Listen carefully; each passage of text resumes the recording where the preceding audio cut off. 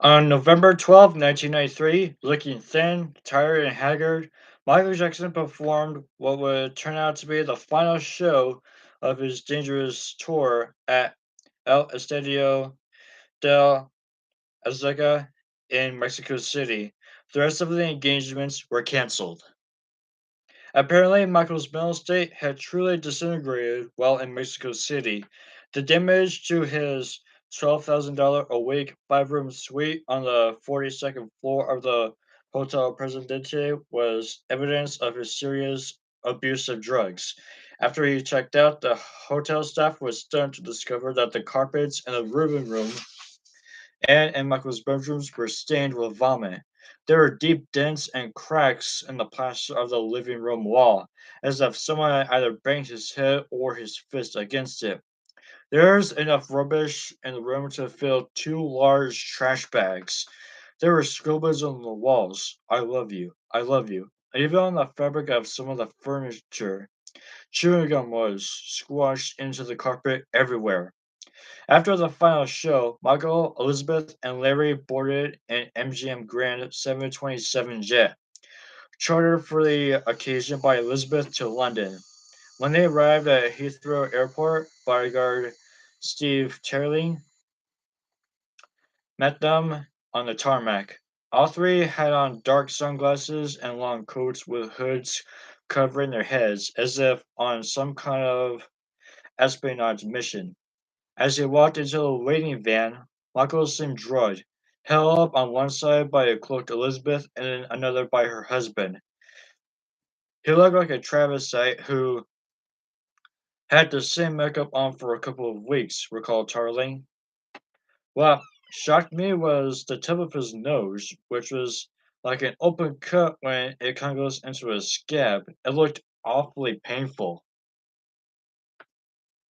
The strategy had been to drive Michael directly to Charter Nightingale Clinic. However, that plan had to be changed when it was learned that reporters had begun to stake out the hospital because word had leaked that Michael might be showing up there. Instead, Michael was whisked off to the home of Elton John's manager, John Red. He didn't even make it inside the house. As he stopped from the van, he crumbled into the ground. That's it, Elizabeth decided. The press be damned. He has to go straight to the clinic. Now. In matters in a matter of hours, Michael was at the charter, checking it through the laundry entrance in what turned out to be a successful effort to avoid the paparazzi awaiting his arrival in front.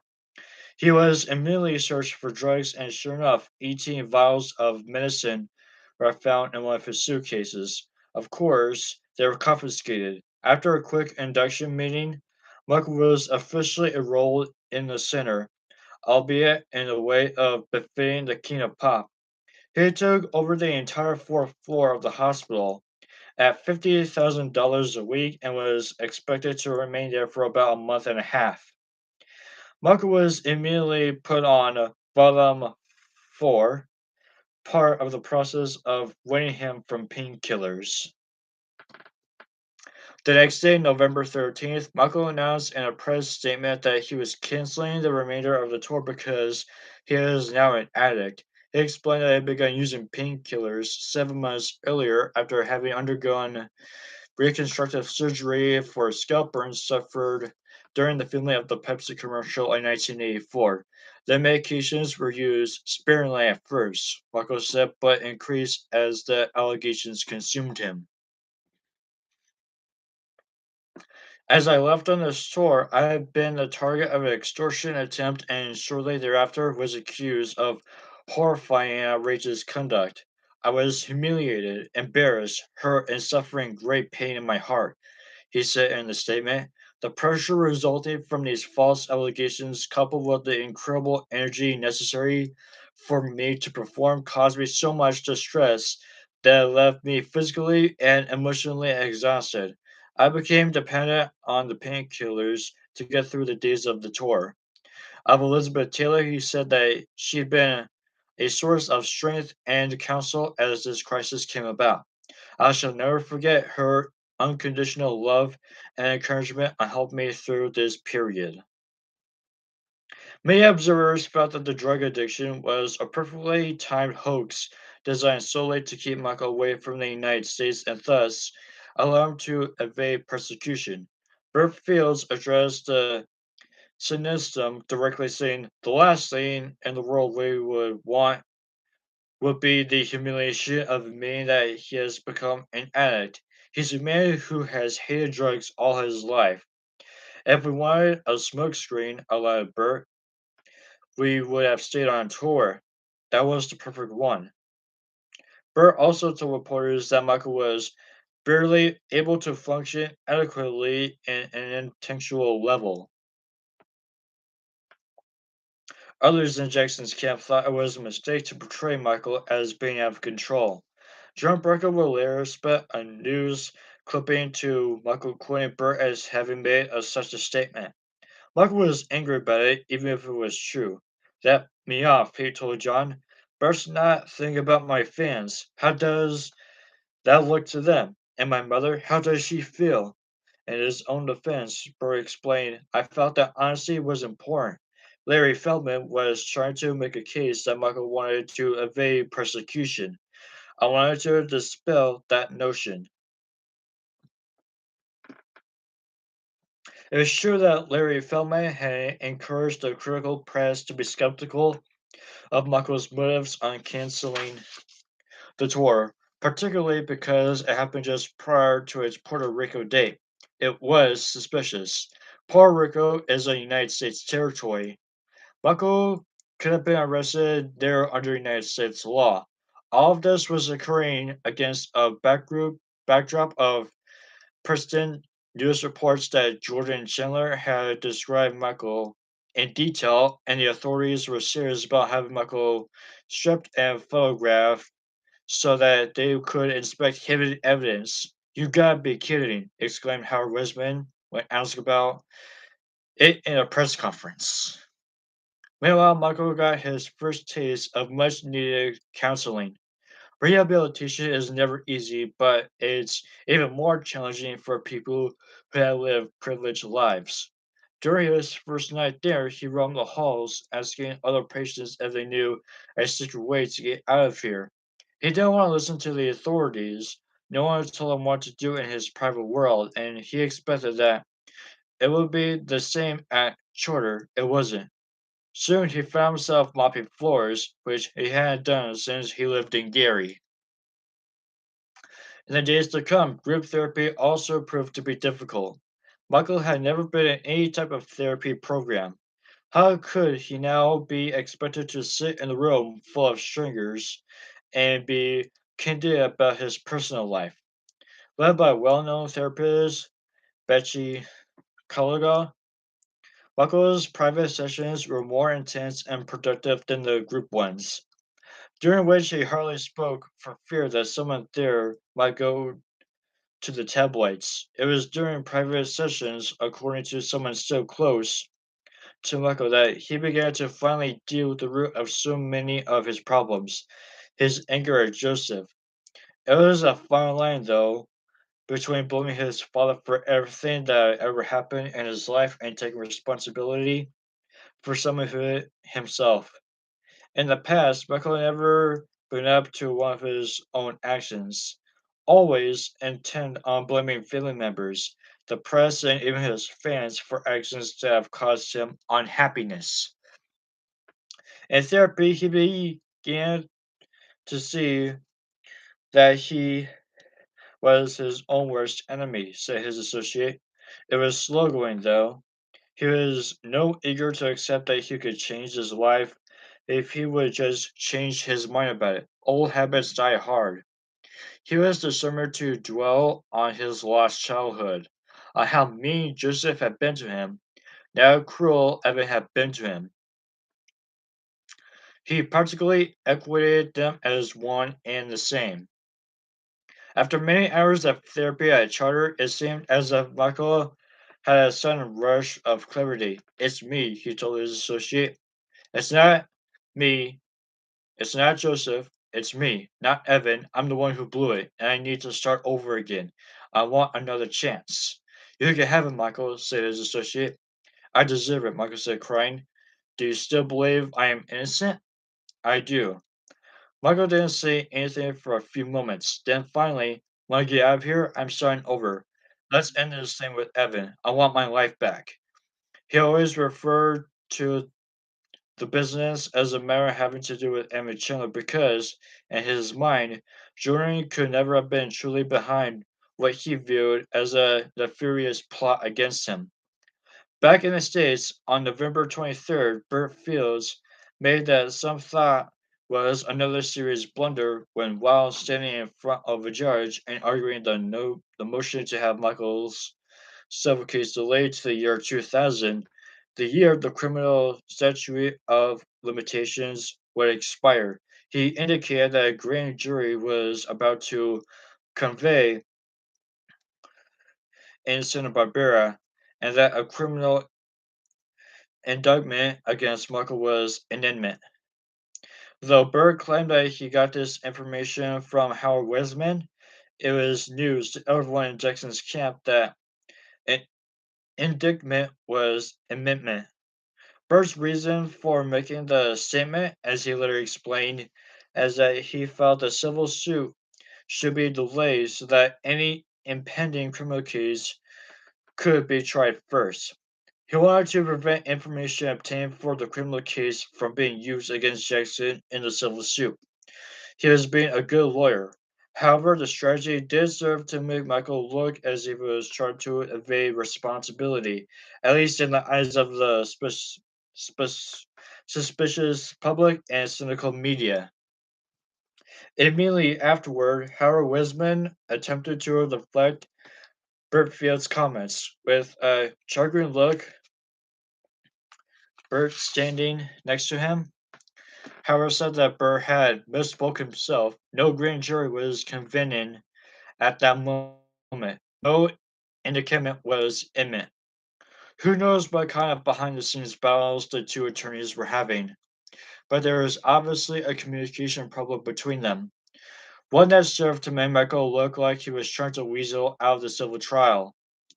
"I don't want to start more trouble," John Brecker told Michael according to his memory. "But you know that people were to think you're trying to delay the trial for 6 years?" 6 years? What are you talking about, Branca? Michael wanted to know. "I don't want to delay the trial, not even a day." John explained to Michael what happened in Los Angeles between the other two attorneys. "No way, Branca," Michael said of Brett's strategy. "That's not what I want. I'm not guilty. I want this over with." He was angry. "What's Bert doing? No wonder everyone thinks I'm running scared." Later that same day, Michael came up with a pretty good line when talking to another associate on the phone. "I got a ship of fools representing me, and we're all going down. The issue of postponing Jackson's trial as it happened will be a moot one." The judge denied Burfield's petition, setting a trial date for March 21st. Then, in a few weeks, a Santa Barbara grand jury did begin hearing witnesses, so Burfield's didn't even have been completely wrong. Fears with Howard Wisman for making him look foolish, Burt resigned from the case, later recalling the change of events and outrage. "It was a nightmare, and I wanted to get the hell out of it as soon as possible." At the same time, Anthony Pellicano, who had tired of the flack he had received for his aggressive tactics, resigned. When Michael heard about all the people on his team, he telephoned Elizabeth Taylor to tell her that he was surrounded by people who didn't know what the hell they're doing. "He had lost all hope," he said, according to what Elizabeth later recalled to one of Jackson's attorneys. "He's threatening to kill himself," she said dramatically, "and if he does, his blood will be all in our hands." "Well, we're going to do what we can do," said one of Michael's advisors. "What else can we do?" "We can pray," answered Elizabeth Taylor. "At this point, I think that's about it." It was soon suggested that Michael Jackson wasn't being treated like the other patients at Chatter when, after just a few days, he was granted permission to move his rehabilitation to the biblical home of Elton John's manager, John Redd. Shortly thereafter, he was seen at Minor Farm, the estate of 70-year-old British banking mogul Jack Dolal, a friend of Betty Kellogg. Hopefully, he was still getting his $50,000 a week's worth of mental health assistance. To a lot of people, including Elizabeth Taylor, who has hardcore rehabilitation in her lifetime, it appeared that Michael was having some kind of quick fix. Surely it would take more than a few days, even a few months, for Michael to deal with so many years of dysfunction. All his friends could do was hope that he was on his way to be able to at least partially understand himself and his choices. However, the fact that Michael was still doing business during this time was disconcerting. In fact, a big deal was struck while he was supposed to be rehabilitation. He was consulted with John Branca in the biggest music publishing agreement in history, $150 million to EMI to administer his ATV catalog. John faxed the agreement to him and John reads. Upon his signing it, $70 million was deposited into Michael's bank account. The deal was already negotiated, John later explained. A couple of phone calls to Michael for some fine tuning. It wasn't much of a distraction, believe me, or I wouldn't have been called him. He was okay with it. It was good for him to know that things were going forward, that his life was far from over. Indeed, despite the turmoil in his life, Michael was still making money and a great deal of it. Dangerous had thus far sold 20 million copies worldwide. In the UK, the record had debuted at the number one position, propelled by the hit single Black or White and an accompanying controversial video where Michael takes out his anger on an automobile, seems to pressure himself with his own gyrating dignity, and then transforms into a panther. It was the fastest selling number one album of all time in the UK and remained on the charts for 96 weeks, a performance only exceeded in America. His past royalties were huge, especially for Thriller, and his residuals from the Beatles catalog, his stocks, and other investments, noted one advisor. The kid had plenty of money, millions. One point is clear, however, he was determined not to give any of his money to Evan Chandler, despite whatever strategy his legal team had been considering with Johnny Cochran.